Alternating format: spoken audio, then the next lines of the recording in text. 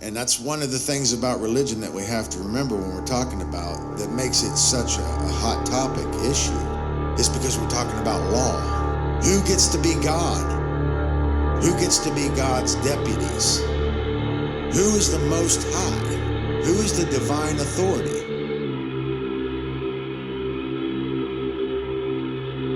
It's all about the claim to the Most High. The only way that somebody can be higher than us is if we give away our power. Because there's nobody, we're all equal. But we're not equal in our knowledge, so ultimately I think it does have to be a hierarchy, but it has to be a cooperative hierarchy like a bee colony. It's about what our value system is, what we care about. Hello, Hive Mind. Today is Wednesday, March 11th, 2020. I am your host, Nate Kap, and joining me over the airways is co-host Brandon Martin. Welcome to the second CubbyWhole Podcast, where important topics are unveiled, discussed, and tested. Our website is CubbyWhole.com. That's CubbyWhole.com. On this show, we will be talking about the Trivium and Quadrivium and how that is used, those methodologies are used as truth discovery methods. And of course, we're going to get into truth as well. But before we go any further, the S.E.E.D 4 Growth Conference is this May the 29th through the 31st. It's a 2-day conference about the occult, esotericism, freedom, history, philosophy, symbolism, and natural law. Featured guests include Sean McCann, Nathan Riddett, myself, Nate Kap, Dylan McCormick, Brandon Martin, Douglas Martin, Mark Devlin, Mark Passio, and many more. For tickets, please visit eventbrite.com. That is eventbrite.com. And it's $85 per ticket. So it's a really, really great deal. And it's definitely, this event is going to be beyond epic. There's so many great speakers, as I just named off. And you are definitely going to be in for a major treat as far as how much knowledge, important knowledge, is going to be presented at this conference. So please go get your ticket if you haven't already. Brandon is going to go ahead and give the update. So go ahead, Brandon. Thank you, Nate, for bringing me back on the show as the co-host. And I'm super excited to work on this with you and get more content out there about truth and about, kind of ending the current iniquities and inequities that are going on in our world by spreading significant knowledge that people need to actually make a proactive approach to manifesting a better result. As far as an update towards the event, you pretty much hit everything, square on the head. And the only updates that I would say is that I want to emphasize on the actual hotel for people. And the hotel is going to be Fairfield Inn by Marriott, which is pretty close to the actual location. And for other options for lodging and things like that, they can just go to the Eventbrite page. There are some other options on there for people, and they can choose at their own discretion what they would like. But other than that, like most people will probably be flying in to Columbus if you're taking a flight in, which means you'll have to take a bus from Columbus down to Athens. But all that information will be on the website, so everything will be really simple. There will be there will be a list of vegan places to eat for people as well, and I will make sure to have a map laid out of the actual, the campus and Athens itself, so people know like where they're going and everything like that. Other than that, I'm really excited to be putting this conference on and looking forward to all the speakers and all the information they will be bringing. And I'm super excited to also be putting it at a university. I haven't seen a conference at a university, so that's something I feel that is very important to kind of hammer on, is that, this is taking place in an academic environment, so it is about learning. It's a sanctuary for learning. So that's all I got to say about the update. Awesome. So last week's show, we talked about the Trivium and how it's a truth discovery method, which is about understanding grammar, logic, and rhetoric, and then understanding how that's the classical way of the trivium. Then we got into the esoteric version, which is knowledge, understanding, and wisdom. And then the modern understanding of the trivium is input, processing, and output. And today we're going to talk about how the trivium and the quadrivium work in conjunction with each other in order to find truth. So before I hand it off to Brandon, it's important to understand that the four major parts of the quadrivium are the arithmetic, which is the first one. The second one is geometry. And then the third is music. And then you have cosmology or astronomy. So Brandon is going to break that down and let us know how both of those work together, both of those methodologies work together, and help us understand how to find truth, and how both of these methodologies are very important when trying to discover truth and to understand science. Okay, yeah, absolutely. I mean, what you said was, pretty on par with what I would be stating. There was a couple things I wanted to kind of add to my last explanation of the trivium. But obviously, just to kind of reiterate over the trivium is grammar, logic, rhetoric, and the esoteric version of that is knowledge, understanding, wisdom. And then we can look at it in a modern way, which is input, processing, output. And then, like you said, you can take in the other aspects of consciousness, which is thought, emotions, and actions, and correlate it to that. But what I do see as a negative thing, like in modern academic realms and methodologies, a lot of times you'll see the logic put before the rhetoric, or even grammar before logic. You'll see these mixed up. And one thing I didn't hammer on last time is that these go in order.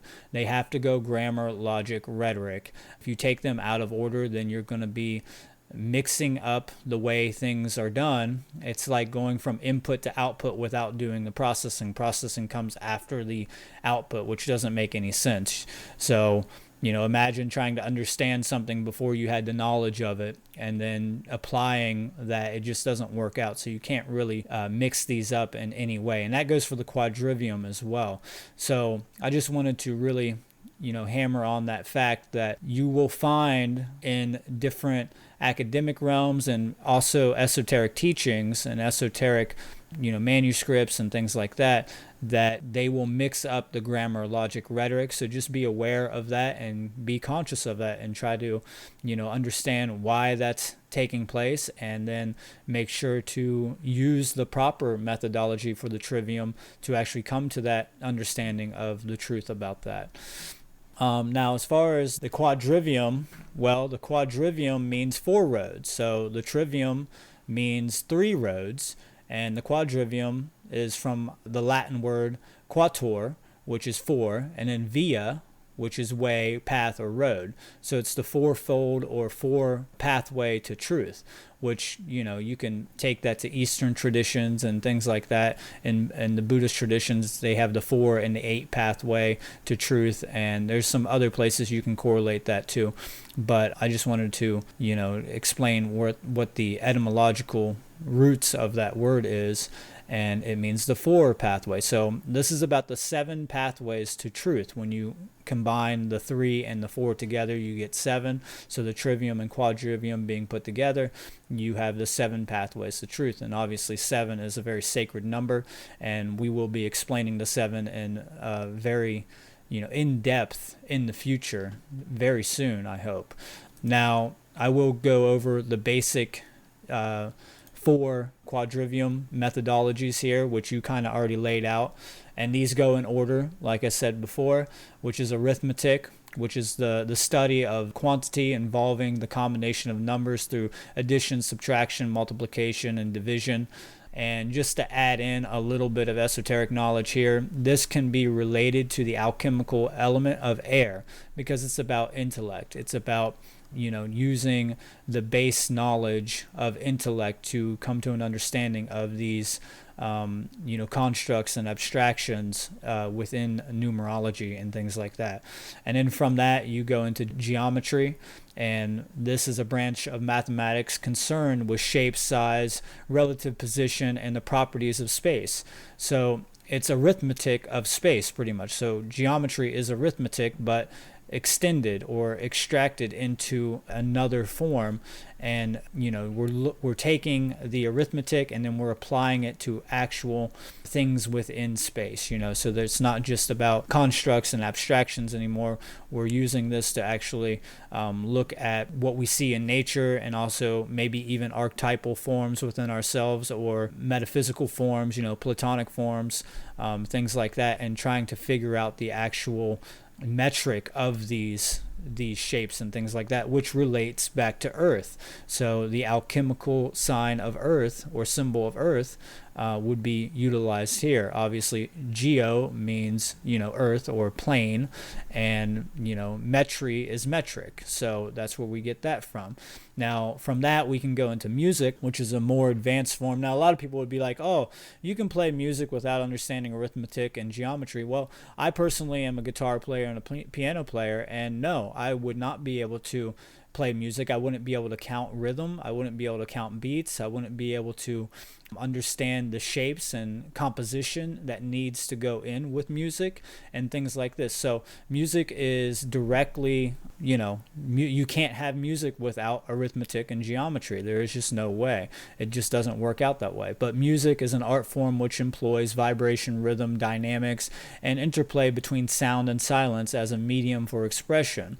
So this is also another form of arithmetic, which is the arithmetic of time. So this is all about timing and things like that, obviously. So waves have a time, the frequency peaks out and then it rises and it falls, so it's about correspondence, it's about rhythm. So this can be related to the alchemical element of water, and just to kind of give the shapes, the geometry that goes along with these elements. Air is an upward facing triangle with a line at the top, kind of like a pyramid with the all-seeing eye on the top. Earth is an inverted triangle with that line where the eye would be facing downward, and then the water is just the inverted triangle without the horizontal line there.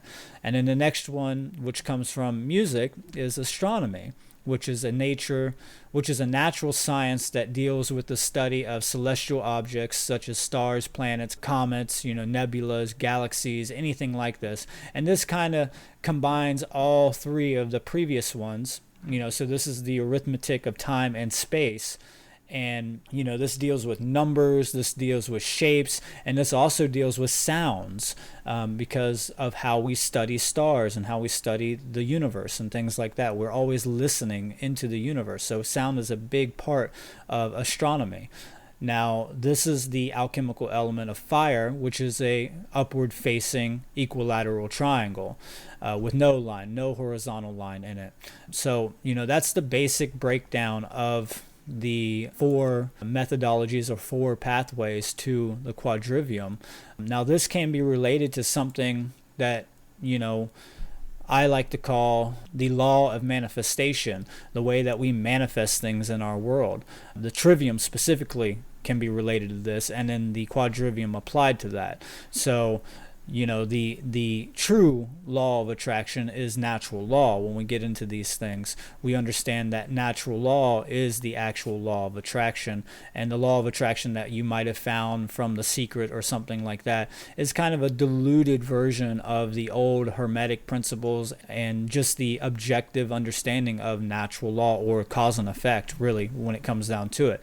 But there's one way we can look at this is kind of like building blocks of nature, building blocks of reality. And we could look at the bottom building block as knowledge or lack thereof, and this is about the available information. So this constitutes potential knowledge that may be gathered, processed, understood, and acted upon by any individual or any sentient being or being that has the capacity to take in that type of knowledge.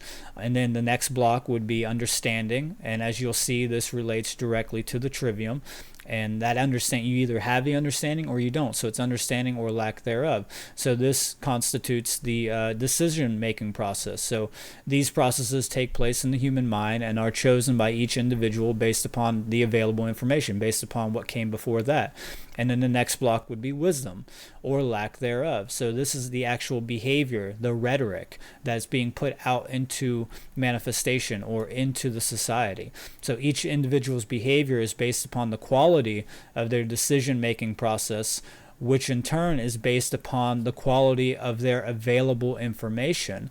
And this is very important to understand, and this is why the Trivium is so important, because it teaches us not only about ourselves, but it also teaches us what we're doing with ourselves in reality and what we're actually manifesting and how to manifest better results by taking in better quality information and clearly processing that information to come to a correct application of that information that we have gathered. And then from that, we have the manifested result or the generated result, which can tend to be very orderly or very chaotic. So the quality of the conditions which we manifest, in the aggregate of any society, in the aggregate of any community, or in the world or in the universe, is based upon the quality of that that information that we're taking in, and then based upon the quality of the decision-making process. And then it's also based upon the actual behavior that takes place, what is actually manifested from those things. So this is one way that you can apply the Trivium and really understand the law of attraction. So we get what we deserve based upon what we're putting into reality in the aggregate sense. So if we continue to put in things that are unhealthy, just like unhealthy food in the body, toxins, or unhealthy information, unhealthy knowledge and things like that aren't doing us any good, trivial knowledge like we talked about before in the previous podcasts, then the manifest result in society will be that which we deserve to get. It will be the effect of that causality.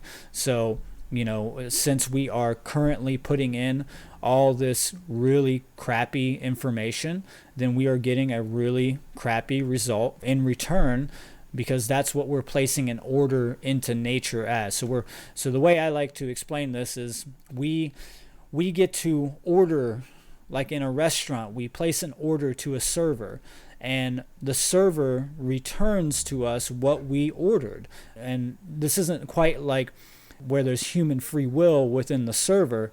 This is more like a computer program. So when you place the information to the server returns with what you placed the order for. If you ordered something good, you will get exactly what you ordered, into the universe. So the universe returns to us exactly what we ordered. It serves us exactly the way that we sent the information into it, and then it returns to us what we ordered, just like in a restaurant, like I was saying, with a person who is actually serving you the food. So if you order a really toxic meal from Burger King or from McDonald's or something like that, you're going to get exactly that result from that server and from that franchise or that actual business. And with the universe, you're going to get the same thing. You place an order to the server, and then it returns to you what you have ordered. So what we're looking for is actually, what we could say is true order in our society. And I think it's a very important thing to understand that, because what we mean by order is just a state of non-coercion and a state of freedom. So the Trivium and the Quadrivium being applied properly can help us to not only maintain but achieve that state of freedom when it is correctly utilized by each individual that is capable of utilizing that in their society, and they are placing orders for actually good things to be returned to them through the law of cause and effect. So I think that's a great way of explaining that. Now, like Nate said before, there is the other part of this, which is, you have the Trivium, which is the 3, and then you have the Quadrivium, which is the 4, and then you have the 5 senses. So both of these, especially the Trivium and the Quadrivium, but the first thing that comes is the Trivium, and then you use the Quadrivium, is to actually align to that which is. So this is about understanding that which actually has taken place in reality and what is currently taking place in reality. So the way we do this is through our senses. And so you have the 5 senses. So this also relates back to the Pythagorean theorem and things of that nature, because when you might study this, you're going to find these 3 things in conjunction with each other with a right triangle. And that goes into some deeper mathematics that I hope people will be interested in, and maybe I will explain that in the future a little bit. But it's very important to understand that and how these things create a balance when you actually utilize them properly.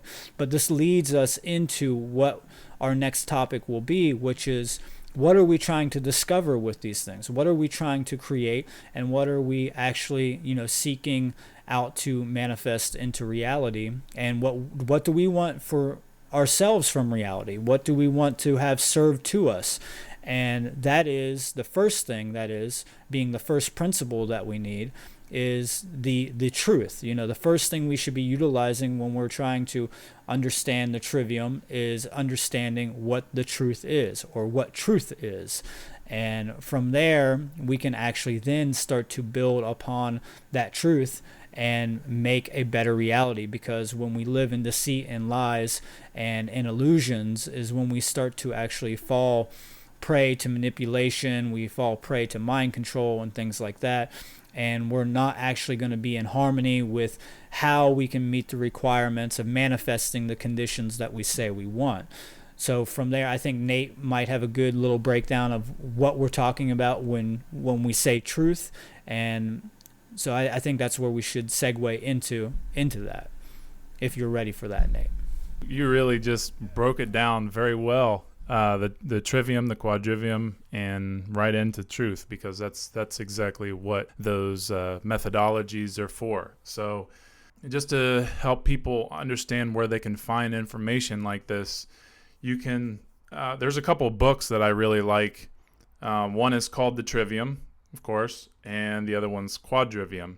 So you can find these on Amazon. They're like, I think, $20 each or something, but they are filled with knowledge that's so helpful to understand how to get closer to truth. And something that I wanted to mention is that whenever, I come in contact with individuals who, where I end up, saying, trying to find truth, or I'm speaking about truth or whatever, some people have the attitude, that the belief that truth doesn't exist.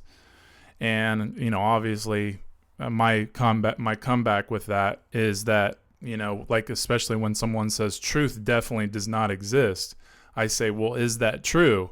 Of course, then they're stuck puzzled, and they don't have any idea how to say anything back to that, because the truth is that which is, and truth is that which is. So that means that to say that it doesn't exist, then that means you're definitely not telling the truth.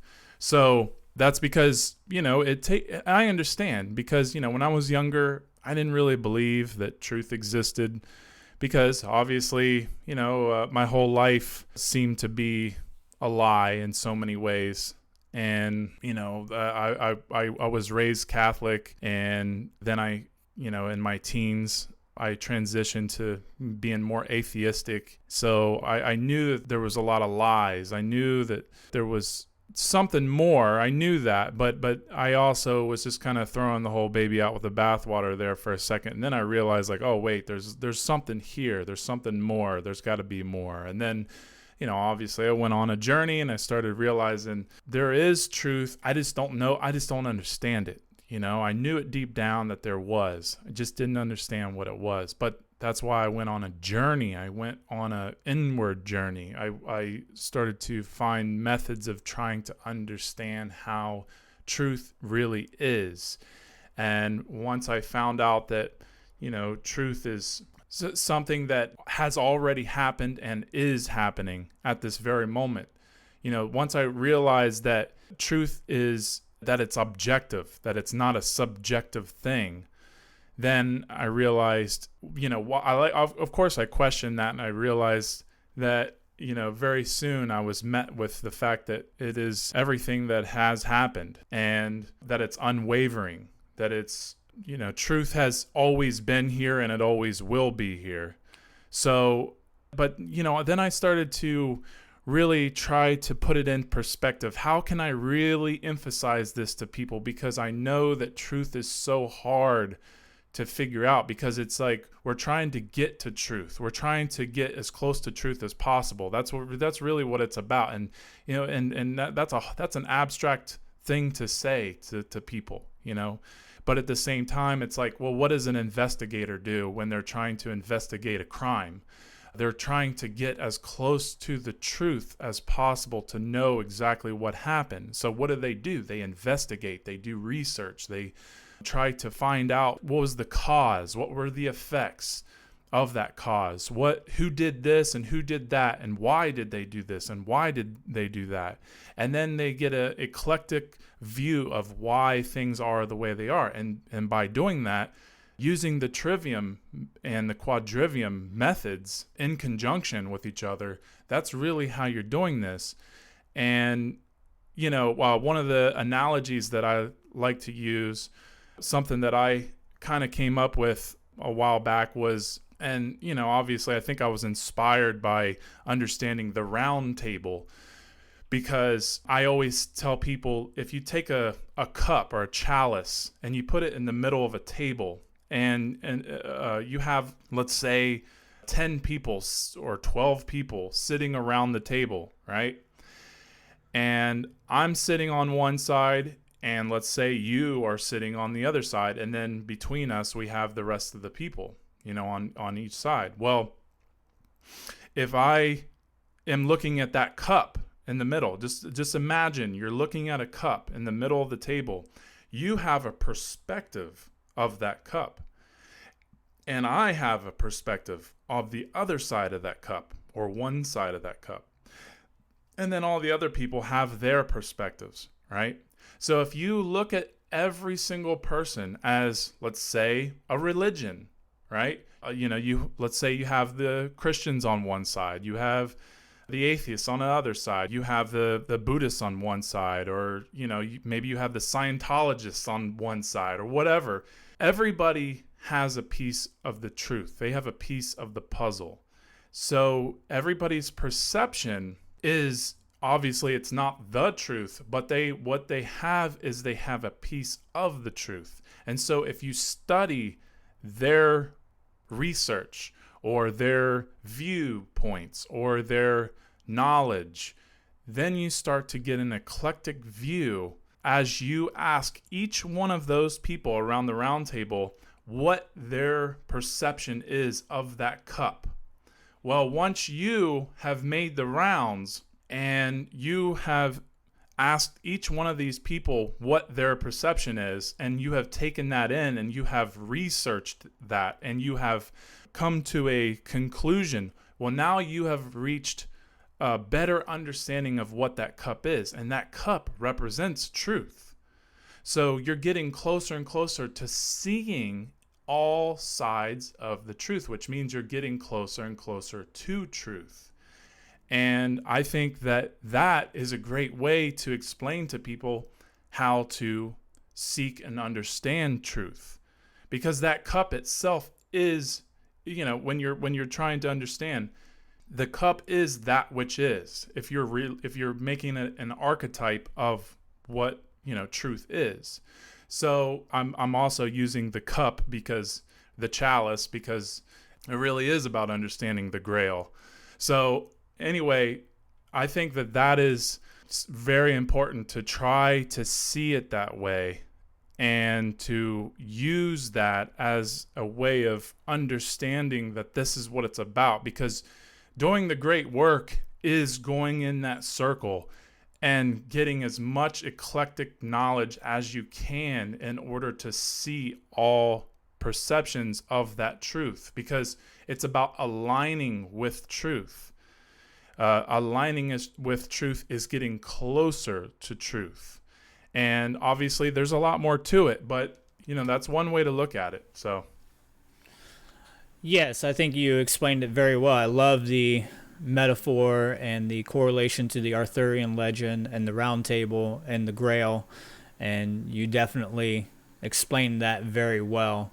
The truth is objective, and what this means is that it's not determined, and I shouldn't even say determined, but it's not based upon the perceptions of any living being, meaning that perception is a tool that allows you to come into alignment with the truth, and it is a means for you to actually access that information. And this is the thing, is that truth is unwaverable. It is simply that which is, like you stated, but perceptions are capable of wavering. So the truth is that which has occurred in the past and that which is occurring in the present. So it is singular, and we're talking about capital T truth. And there's only one way things actually are and one way things actually happen. That which is the truth will forever and always remain the truth, no matter what people perceive about it, no matter what people say about it. It doesn't matter. It will always remain that way. Right. And just to give a little bit more understanding of perception, a lot of people think perception is reality. Perception is the totality of everything, right? Well, we could look at the Matrix for that and understand like how easy it is to create an illusion for our five senses or our perception, right? And that's why, like, going back to the methodology of the Trivium and the Quadrivium, why those are so important, because it helps us to see through the illusions that we may be taking in through our perception. And one thing like this is like perception, like view and things like this, like distance. So like if you have a person standing in front of you, like a little child standing in front of you, and you are laying on the ground with a camera and the Eiffel Tower is in the background, it might perceive to be like, you might perceive that little child to be the same height as the actual Eiffel Tower, and like she could be touching the top of it from your point of view, from that angle. But in reality, is the child actually as tall as the Eiffel Tower? Well, no, not really. It's like you can take your fingers and you can hold them up and look at a tree or at a car or something and measure the car that way. Well, is the car actually that big? Is it actually that distance? Is it that small, as the distance between your index finger and your thumb? Well, no, absolutely not. So perception is not reality, but it is a means for us to gather the knowledge of what reality is and to make use of that. So our work here is to align our perception with reality. And if we take a look at the word perception, it means the act of perceiving, obviously. And perceive comes from the Latin verb percipare, and I believe I pronounced that correctly. And the Latin prefix of that is per, which means through, and the Latin verb sapere or sapere means to take in, to understand. So we understand just by breaking down the word, it means to look through something or to take in the understanding, to come to an understanding by looking through something. So one way that I like to explain it to people is perception is like a lens. And let's say you have bad eyesight and you get a proper prescription for your bad eyesight. What helps you to perceive more clearly that which is that you're trying to perceive. So our perception is a lens for our consciousness, and if our perception is not prescribed properly, or it is murky or cloudy or something like that, then what we see what we perceive to see, we may not understand it the way that we think we actually understand it. So, perception is about becoming aware or becoming conscious of that which is. It is to recognize, to discern, and to understand with clarity, to discover. It is about the awareness of the elements and the environment through physical sensation interpreted in the light of the experience. So, this can also be correlated into intuition and intuitive cognition. A lot of people don't think that intuition is a form of perception, but it definitely is a form of how we perceive things. Sometimes our intuition is really dead on and we can actually intuit something very clearly, and sometimes our intuition may be triggered from past traumas or something like that. I always say, like, you need to distinguish your past traumas from your intuition, but intuition is also another information and knowledge gathering tool for you to actually make use of reality, or what's happening, or what possibly could happen as a potential outcome. So another way you can look at this, since we're using the word align or alignment, right, we can look at the truth as a straight line. It's a flat, straight line that is unwavering and unmoving. And we can look at perception as a frequency, or a bandwidth, or a wave, right? A wave frequency. So when we lay that wave frequency over a straight line, the lower the frequency, the less the interactions of the intervals onto that line will be. So, if you can imagine with me here, you have a wave and it's really slow and it's elongated and it's, like a low wave frequency, right? And you lay it over a straight line. How many times that wave actually interacts with that straight line will be very few. There won't be that many. But as you raise the frequency, as you raise the perception, as you gain more clarity, or you raise your consciousness, you will start to interact with that straight line more frequently. And if you raised it to such a degree that it was indistinguishable from that straight line, then that would be a line. It would be a line. And that's why it's called a line, because you are becoming aligned with truth. And also we could add in a little bit more here, which is the Latin, word ment means mind. So alignment, we're making our line, we're realigning, or we are aligning within the mind to that which is. So I just think that's very important to hammer on there. But going back to something that you did say earlier, Nate, about like when people say there's no such thing as truth. Well, this is something I'll be talking about at the S.E.E.D event.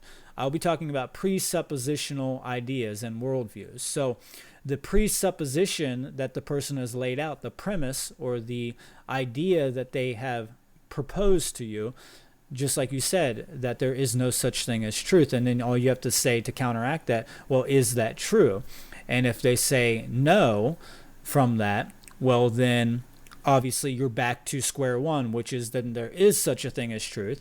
And if they say yes, it is true, well, then you can say, well, yes, you just stated another truth. You're back to saying it's truth again. So no matter which way you go with the answers, when you look at that question, you always come back to the truth. And it's a way of dismantling dogma and cognitive dissonance in people. And this is one of the techniques I use quite a bit, is, just simple little presuppositional deconstructions, because their assumption there is that there is such a thing as truth, or there is such a thing that there is no truth. And that is obviously a contradiction. So when we're looking at things, we're looking for the contradictory ideas that we're presupposing. And if we're following through with logic and understanding to understand clearly, and to not, be erratic or just in some kind of schism with our ideas. And that's something a lot of people don't think about, because they don't take a step back and understand what their premise is, or their presuppositional worldview is about the idea that they're actually stating. And there's many other examples of this, and hopefully we'll get into a few of those in the future, because that's something I really like to break down, is more presuppositional worldviews. But like you stated it, that's the simplest way to actually deconstruct that idea, is just to say, well, is that true? That there is no such thing as truth. And just to kind of extend upon that a little bit, this goes into some psychopathology, which we could break down in the future as well, but I'll just give a little overview of that, which is, it leads you into this idea of solipsism. And solipsism, in my point of view, is one of the most dangerous psychopathologies that's out there. And just to give a little clear example of what solipsism is here, I'll break that down for you here. Solipsism is from the Latin solus, which means alone, and then the Latin ipse, which is self. So it's the idea of that I only exist. I'm the only person in existence, and everything else is a figment of my perception. Everything else is created through my perception. Even the other beings that I'm interacting with is just something that I have created for my personal experience. And this is like one of the most deplorable things you can say to somebody, is that you don't exist besides as a construct of my own perception. And so it is a delusion. It's a delusion based in one believing that the self can know nothing. So the idea is that solipsism promote, and solipsists like to promote to the public and to, well, it doesn't even matter, because it doesn't matter if they promote it to the public. That's just all a perception, and they're all a figment of their imagination. So is that they can know nothing is my point here. That's one of the main, crux ideas of solipsists, is that there's no such thing as knowledge, and pretty much that its modifications or anything outside of one's own mind, or one's own perception, I should say, is unsure. Hence, there is no such thing as objective truth, and that that truth does not exist, and it does not matter, and that everybody, like I said, is just a construct of that individual's perception. So solipsists are one of the, well, actually, solipsism is something that is being promoted very heavily in our society. So solipsism is, a very, very dangerous ideology one can live in, because it means that you can go out and you can violate anybody because they don't really exist. It doesn't matter. You could violate natural law. You could do anything that you want to people, and it really doesn't matter. Nothing matters. And there's no such thing as knowledge. So you can't teach people. You can't learn anything yourself besides what you already know in your own limited box of your own perception. And so the idea of this, here's another idea, right? So let's break down solipsism. The presupposition is that you can know nothing, right? But the idea here is that how could you know that you know nothing? Well, then that dismantles the idea that you know nothing. So that's another presupposition, and how you can break that down, and that that contradiction in the idea. So nothing is known about X, but yet at the same time, simultaneously, we know something about X, which is that we know nothing about X. So the idea that people even claim that they're solipsists is completely contradictory, because how could they even know that they're solipsists if they can know nothing? It doesn't make any sense. It's completely just backwards and tangled up in cognitive, crap is what it is. It's just utter crap. So, how can you say I am a solipsist and then say at the same time, I know nothing? It doesn't make any sense. The logic doesn't hold up. And this is why the Quadrivium and Trivium are so important, because you can break these things down that way. It's mathematical. It's very simple. So another way I like to put this is, imagine, just imagine the hubris and the absolute absurdity in telling other people that they don't even exist. Like I was saying before, it's literally stating that I am God, God of everything. So it's a God complex. It just doesn't make any sense to me. And it's just this whole, I understand why people are buying into it, but it's just so deplorable that people would even think that way. It's very dangerous. It definitely leads to a lot of the ideas that we're fighting against, that we are going to be explaining, like moral relativity in the future rather than objective morality, or even subjective morality is also a dangerous thing that this leads into. And this goes hand in hand with the idea of truth, and whether truth exists, and whether reality is real, and whether everything is just a construct of one's own imagination. So I thought that would be a good correlation to understanding objective truth, because these play off each other. If you don't believe in objective truth, then at some level you're already falling into solipsism, and that's a very dangerous position to be. What do you think about that, Nate? Absolutely it is. And there's a lot of people who definitely they fall into that whole ideology, but they don't even know it. They don't even know what solipsism is. It's just the effects or the beliefs that they have. You just can know because you know what solipsism is. And also the thing about truth is that it's, like you've pretty much, perfectly put, it's very simple. Truth is simple. And people don't really like something that's simple. They want to overcomplicate things. So that means that if you try to explain that truth is that which is, they lose their minds because they believe that it's something so much more than that. And yeah, of course, I mean, to explore truth is definitely, it's not that it's complicated. It's a lot of work to understand what it is. And it's a lot of work to, find out how simple it is, because we're so indoctrinated and we have lots of mental constructs that have been put into our mind through all this programming from the fantasies of man, who want to control and manipulate the populaces of the earth. So, and that's definitely something we're going to get into also in the future, is mind control.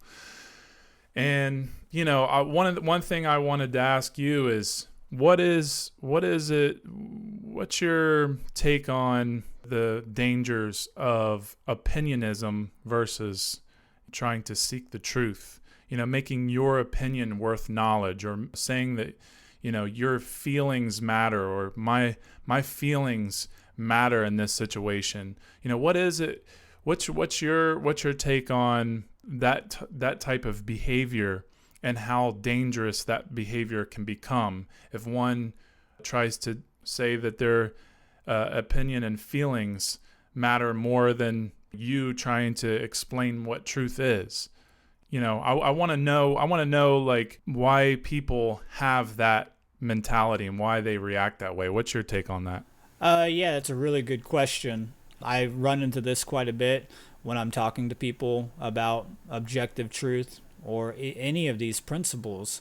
Just to kind of, give a little breakdown here as well. Principle means that which comes first, and that is the truth. And people I think they're in a fear-based consciousness where they, are completely tied up with their emotions so much that they would rather feel these negative emotions, or even positive emotions, it can be both obviously, than actually deal with the reality, because they want to live an illusion. Their ego is so caught up in living the illusion, it's so in control, that to actually look at the reality, to look at the truth, would mean they would have to introspect themselves. They would have to look at themselves, and they are scared to actually look at themselves and to say the most powerful words that anybody can say to themselves, which was, I was wrong, So I think the idea of the opinionist or opinionism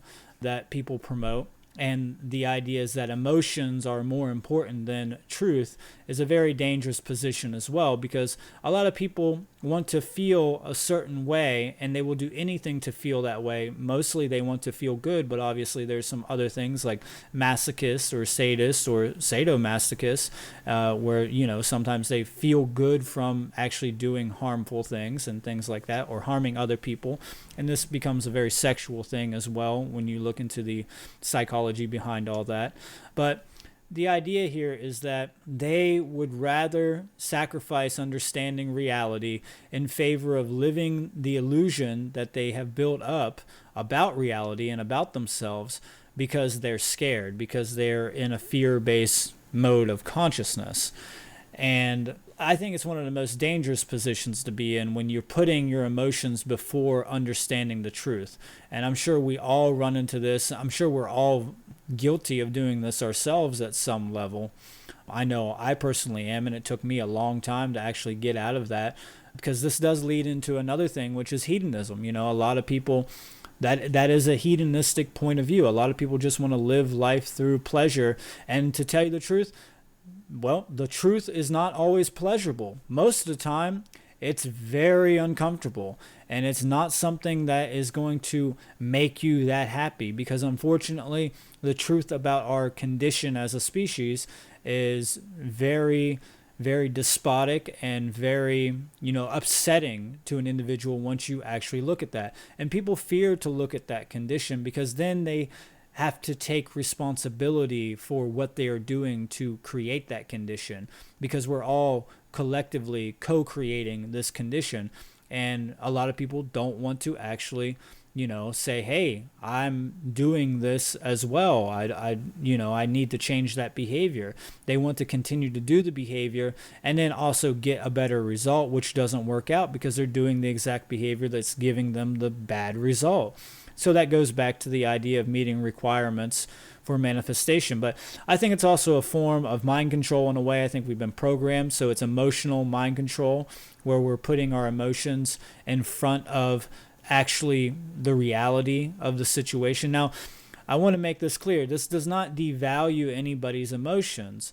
Obviously having the emotion is a real experience. You're having an emotion, but what the emotion is about, what you are being triggered to have that emotion from, is that actually what it is? Is it a real thing? So I find this a lot in relationships and things like that with people, especially friends or other types of relationships, married couples and stuff like that, where people will feel a certain way about something, but then they will lash out because they feel that way.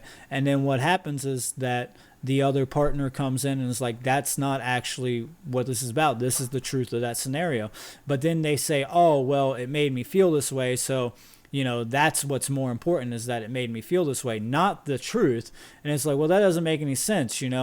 I get that your emotions are valuable, but since your emotion was based off an illusion, then you should understand that that illusion is actually what's creating the stress and the actual negative response, and maybe triggering you in some way. So we need to really take a firm look at like how many times or how much this actually happens on a daily basis, or even in society, and you'll be astounded about this, like how many people overreact or react based off an illusion, and then they have this emotion from that illusion, and then they go out and they lash out on other people. So it's a really easy way of manipulating people who don't have discipline. They don't have a discipline in their mind, emotion, and actions, So if you can see that somebody is vulnerable to emotional manipulation, which is how the social engineers work at a certain level, they want to emotionally manipulate people so that they're easily controllable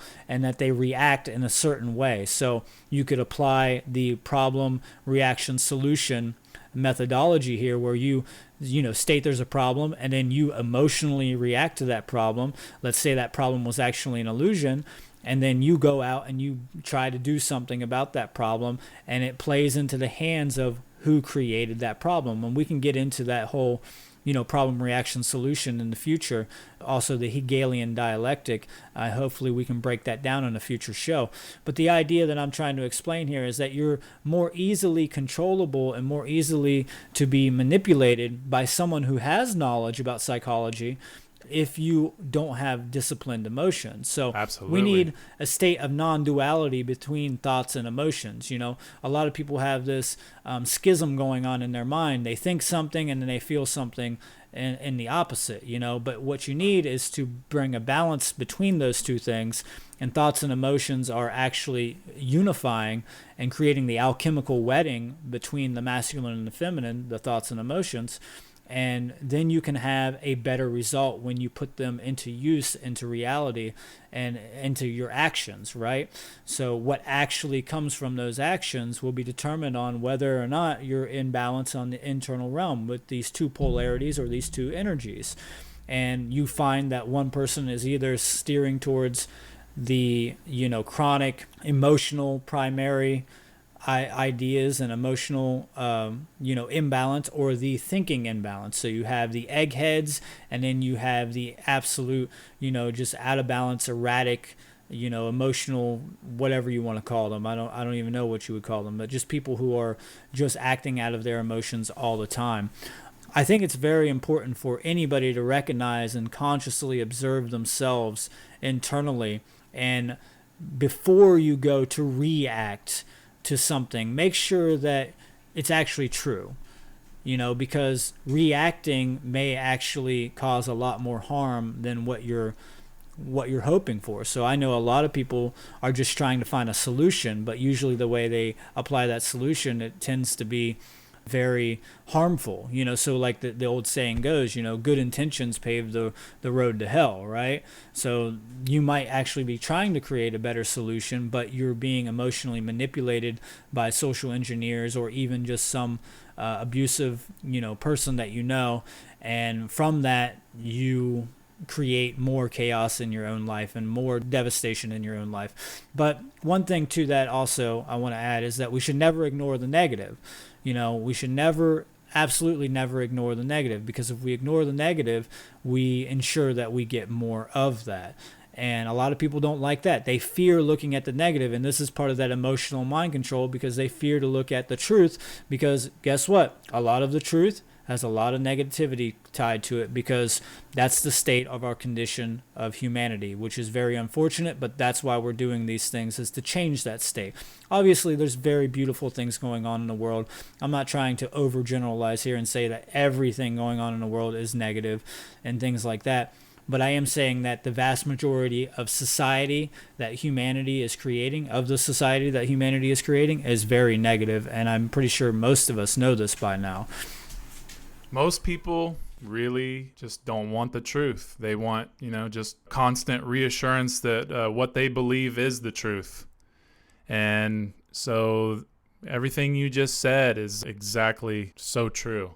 And that's what people don't want to hear. They don't want to, think about what's going on right now with the elections. And, you see most people are having emotional responses rather than doing the homework to understand how this all works, and how there is this hidden reality that people just do not want to face, because it's a very dark place and they don't want to face that. They don't want to accept it. They just don't want to see, period. So what they do is they dismiss anyone who's trying to come forth with something that's combative, which is truth, and they would rather just be, emotional and respond to these politicians who are emotional, or, who are going after their emotions. But once you understand the truth that these people are, they're not supposed to be representing you, because it's not true in nature. No one can represent you. Well, then you start to see that society is mostly reactive with their emotions, and they're not looking at this through, as you said earlier, through a clear lens. They have, they haven't got their prescription glasses yet. A great movie, great allegory for this is They Live. If you haven't seen that, you definitely got to see it. That movie really gives you the idea that most people are not putting on the quote unquote glasses, if you will, and they're not seeing the truth. They're not seeing because their vision is blurry, because they haven't done enough work. So they're just reacting with emotion, like what they think they see, what they think they know. And it's very important that people really try to do the hard work to know, because to not know and to go out with emotion, you're going out blindly, and you're going to be, if you're in a fight and you're just wailing at, all over the place instead of actually like focusing and, hitting your target, well, you're really not making any progress, and you're going to get laid out, so to speak. And so that's really what's happening here, is people just want that constant reassurance of what they believe to be the truth. And it's always the most dangerous way of believing, because you're never going to understand what's really happening here, and you're always going to be living a life that isn't aligned with something that's genuine and something that's factual, something that's, what people don't want to hear is correct, because obviously we will all want to believe that what we're doing is correct and good. And I'm not here to say that the way that I live my life is perfect, correct. It's just more of like, I'm trying every day to live my life in alignment with that which is good, that which is right, that which is true. And it's hard because we have base desires. We want to just live the way we want to live with no repercussion. And that's a really hard thing to do, or a hard way to live, is to try to align with the better way to live. And, that's just, it's the truth. So before we go any further, I just wanted to say we only have a few minutes left. So Brandon, you can go ahead and add on to that, and then and you can carry us out.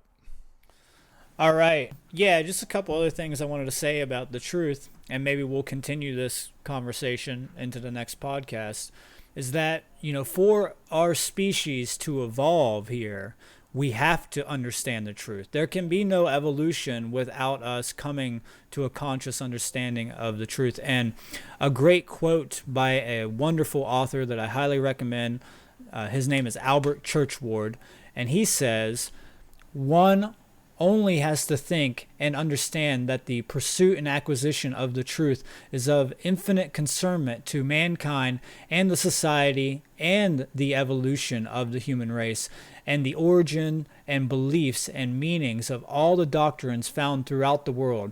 By the cultivation of our reason, we are better enabled to distinguish good from evil, as well as truth from falsehood. Both of these matters are of the highest importance, whether we regard this life to come or the next life to come." And that was a little paraphrasing there, but that's pretty much what he said. So what he's talking about here is that truth is the most important thing that we can understand. And I feel that parents are not teaching children this as they're raising their children. I wasn't taught this when I was a child, and I was raised more as a libertarian or anarchist. I wasn't taught that the truth is the most important thing that I could learn. It was, nothing that I heard. I never heard anybody say that to me when I was a kid that I can recall, that the truth is absolutely the first thing and the most important thing that you need to learn. I had to learn that myself because, honestly, the people that came before me weren't taught that either, and many, many generations before that. So we've been so conditioned to think that truth is, it doesn't exist, or it's all subjective, and that puts a devaluation on the truth, meaning it doesn't really matter. And there's no point in understanding any of this. But then they try to send you to school to learn all this knowledge about, about all this math and about all this history and stuff. And they're like, oh, you need to learn all this stuff. But they never give you the firm, first of all, the tools that you need in order to filter through that knowledge to come to a correct understanding. And the other thing is they don't emphasize the critical importance about how the truth and how we utilize truth in this realm. So they don't tell us how important that is for us. And the truth is a beautiful thing when you understand it. It's the most beautiful thing, even though sometimes it's scary and sometimes it's negative. It's the most glorious thing one can come into contact with, because it helps to raise consciousness. It helps to better the species. It helps to evolve our race here, and helps to make us better people so that we can be better to the environment and better to other animals and other things in the environment, right? Absolutely. So I just wanted to add that into there. Yeah, man, you're right on. You're right on point. It is the most important thing that we could ever understand. Are we ever going to reach 100% truth? I don't necessarily believe that, to completely know the whole truth of the whole picture. But I don't think that's what it's really about. It's just about understanding that we have to discover principles, and then we have to learn from those principles and learn from the laws that we discover. And once we do, that's when we're aligning and getting closer and closer to truth, so that way we can prosper, and that way we can live in harmony with each other, And that doesn't mean that things are going to be so great and so amazing. It just means that we're just appreciating life at its full potential. We're really having a deeper understanding of how nature really works. And that is, it's a very powerful thing to feel. And I'm working on that every single day, trying. So, but I just want to say that's all we have time for today, guys. So we appreciate you listening, and we also hope that you found this show interesting and beneficial. Also, please check out CubbyWhole.com. That's CubbyWhole.com. And you'll find more shows, videos, news, and pretty much all the information about the S.E.E.D conference coming up in May. So thank you, and have a great day.